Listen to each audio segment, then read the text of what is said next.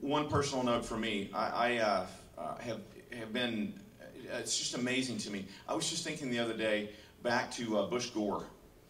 And if you go back to Bush Gore into the time of that campaign, you know, we thought that that time in political history was never going to be repeated and perhaps never be seen again, that people were going to be involved and engaged in a way that they are.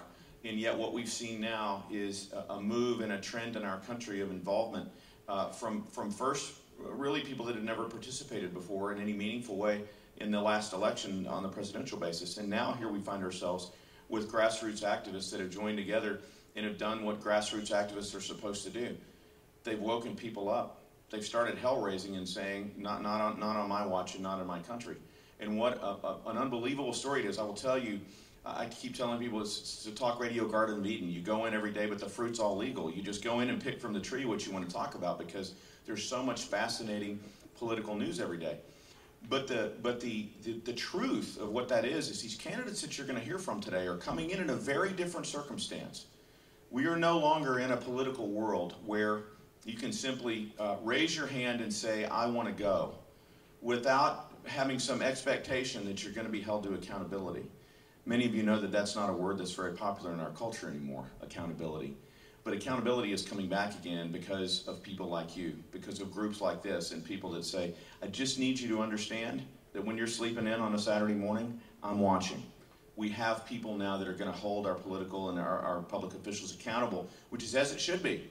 Many of us thought, I think, that if we worked hard, raised our kids well, paid our taxes, that was good enough. We've learned very sadly that it's not good enough anymore, that we have to be engaged in the process. So I sincerely, sincerely congratulate all of you that are here for jumping in, not the candidates. The candidates have a very different and special task ahead of them, but for those of you who support them, who are getting involved, please do give yourselves a round of applause, and we'll get started.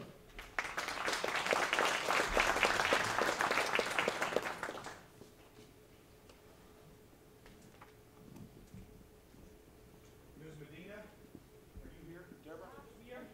Where are you? Hey, big round of applause.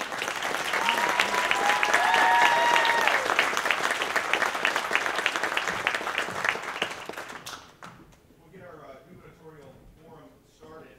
You'll note that you have placards there for Hutchison, Senator Hutchison and Governor Perry.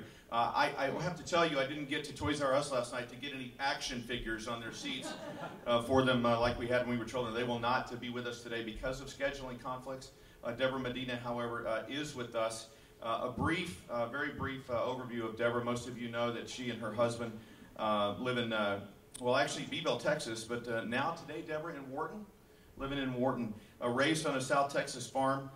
She has gone through nursing school, has a bachelor's degree, owns her own business, and is homeschooling her children, making her a businesswoman, a rancher, a wife, a mother, and a homeschooler, which in Texas goes a long way. Give a big round of applause to Debra Medina.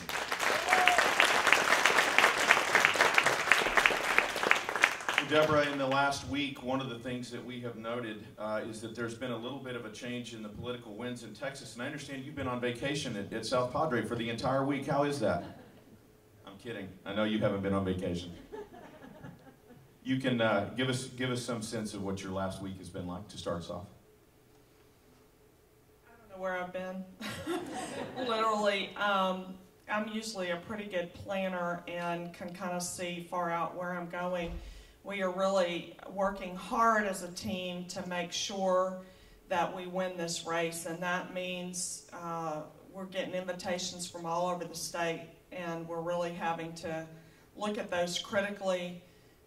This is a war, and I think we use the word campaign a lot without realizing that that's a military term. And that's where we are, and that's what we're doing in this race, trying to make sure that we prosecute this war in a way that's going to result in victory on March 2nd. And so I am going where the fires are the hottest and talking to people and saying that and recognizing that this really isn't about me. We are where we are today because there's a whole bunch of Debra Medinas all over the state of Texas who've had enough, and they're engaging the battle. You know, I stepped into that ring last February, almost a year ago now, into that arena to fight for limited government, true Republican ideas that I didn't believe either of the other two candidates were advocating anymore, giving lip service to, but not giving policy direction to. And I got into that ring, and it's been a very rewarding experience to be the vessel for that message, but to have thousands and thousands of Texans stepping into that ring as well. And it was, as you indicated, you know, we're watching. And as long as we're watching, as long as we apply that eternal vigilance to freedom, I think we'll get back. We're not going to get there overnight, and it certainly isn't going to be a cakewalk. We've got a lot of work to do, but I believe Texas is ready to do that work, not just in our own state, but to be aggressive in conducting that campaign, the campaign for a restoration of a constitutional republic. And as we do that here, I believe we will give courage to others in other states. And certainly we have a number of candidates around the country who are leading the charge, if you will, in their states as well. We've got a great opportunity here, unlike any I've seen in my lifetime, to move us back to those constitutional principles. So to all those of you who are in this audience who have been working shoulder to shoulder with me and others, thank you very much. To those of you who still have some questions about the direction we're going, I hope we'll get those answered for you today and give you the confidence that those things that our founders wrote about really are the best ideas and the best methods for a free and prosperous society. Thank you. Ms. Medina, as you know, Senator Hutchison and Governor Perry were invited to this event. In fact, all candidates, we're going to talk to state senatorial candidates, and a number of different people have responded to that. These two folks, for whatever reason, decided not to respond. You can read something into that, or you can read nothing into that. What do you think right now Senator Hutchison and Governor Perry in their meetings are saying about you and your candidacy? I don't think we've really seen much indication that either one of them even acknowledged that we exist. I think if they thought we mattered, they would be addressing us more directly, and we've not seen that. I don't know whether we can expect that in the next couple of weeks. I've said I'm perfectly content for them to continue their squabbling in the corner, and we'll go in and run this race and help Texas see that there's a better direction for us. And I don't spend a lot of time speculating about what they're doing. I've got, I think, a pretty clear idea of where I believe Texas ought to be heading, and really trying to get that message out, keep our eye focused on those ideas.